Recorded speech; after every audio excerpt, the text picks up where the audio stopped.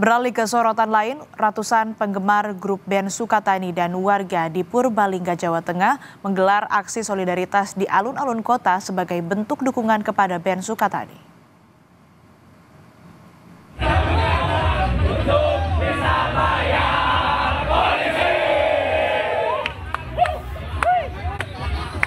Aksi massa ini digelar sebagai bentuk dukungan terhadap grup band lokal kebanggaan mereka yang diduga mengalami tekanan karena lagu mereka dengan bayar berisi kritikan.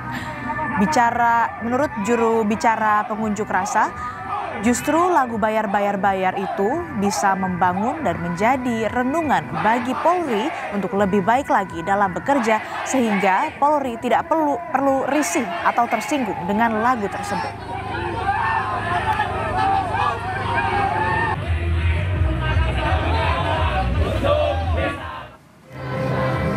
Sementara itu, band Sukatani kembali manggung. Konser di Tegal ini menjadi penampilan perdana band Sukatani pasca permintaan maafnya ke polisi viral.